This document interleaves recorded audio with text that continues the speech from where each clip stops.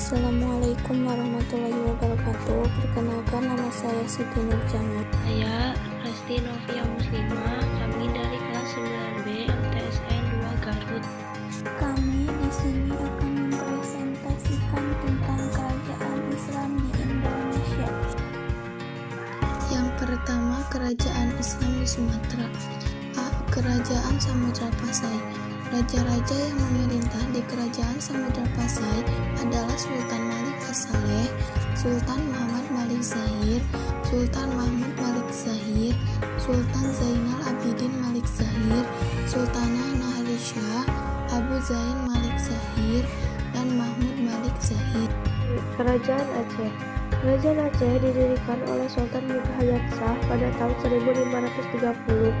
Kemudian ia digantikan oleh Sultan Alauddin Hayat Shah Al-Qahar atau Sultan Muda, Sultan Iskandar Muda, dan Sultan Iskandar Thani atau Sani. Yang kedua, kerajaan Islam di Jawa. A. Kerajaan Demak. Demak berdiri pada tahun 1500 sebagai sebuah kerajaan yang terletak di daerah Biontoro, dekat muara Sungai Demak. Raja-raja yang memerintah di Demak yaitu Raden Fatah sebagai pendiri dan raja pertama, Pati Unus, Sultan Trenggono, dan Sunan Prawoto. Kerajaan Islam Mataram. Mataram berdiri pada tahun 1586 dengan raja pertamanya Sutawijaya yang bergerak penambahan Senopati.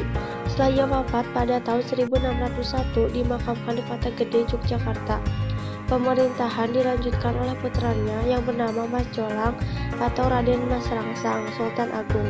Mataram mencapai kejayaannya pada masa Sultan Agung.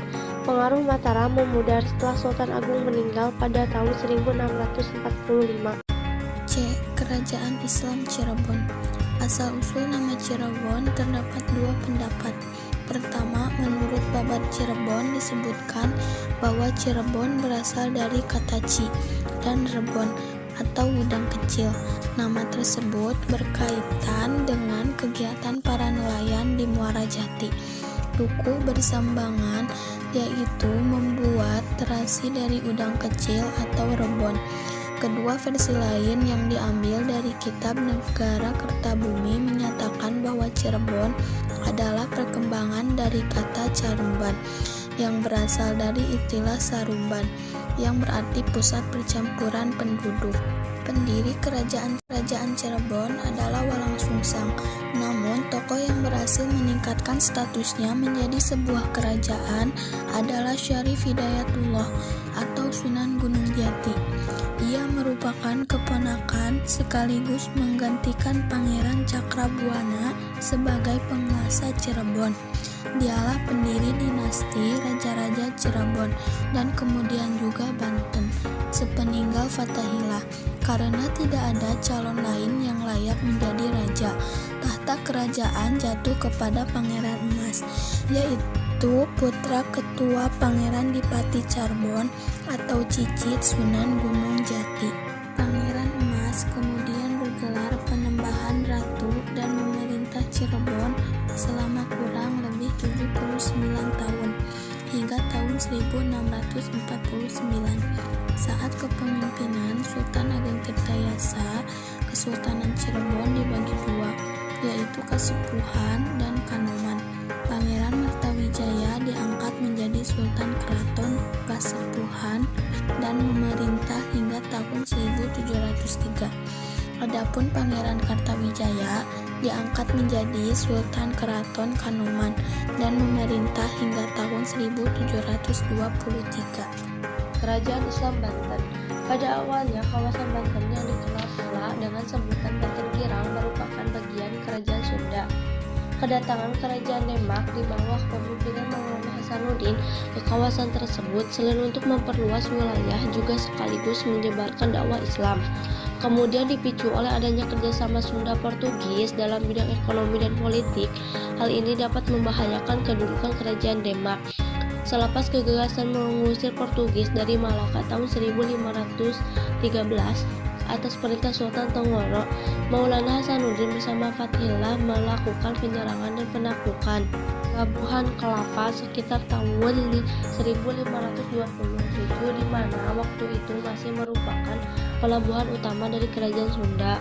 Masa Sultan Agung Tirtayasa bertahta 1651 sampai 1682 dipandang sebagai atas perintah Sultan Tonggoro, Maulana Hasanuddin bersama Fathillah melakukan penyerangan dan penaklukan. Pelabuhan Kelapa sekitar tahun 1527 di mana waktu itu masih merupakan pelabuhan utama dari Kerajaan Sunda. Masa Sultan Agung Tirtayasa bertahta 1651 sampai 1682 dipandang sebagai kejayaan Banten.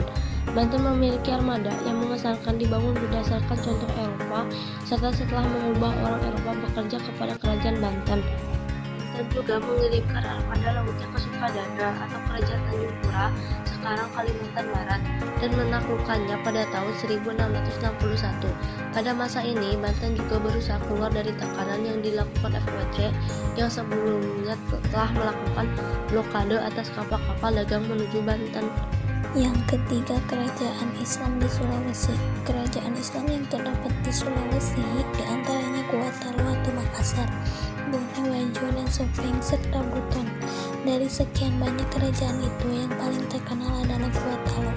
Pada awalnya di daerah Gua Talo terdapat 9 komunitas yang dikenal dengan nama Batai Salapang atau 9 bendera, yaitu Tomboko, Lakiung, Parang-Parang, Dala atau Agang Jame, Samata, Bisei, Zili, dan Kalili yang kemudian menjadi pusat kerajaan Goa. Kerajaan ini mencapai puncak kebesarannya pada masa pemerintahan Sultan Hasanuddin. Atas keberanian Sultan Hasanuddin melawan Belanda, mereka memberikan julukan kepada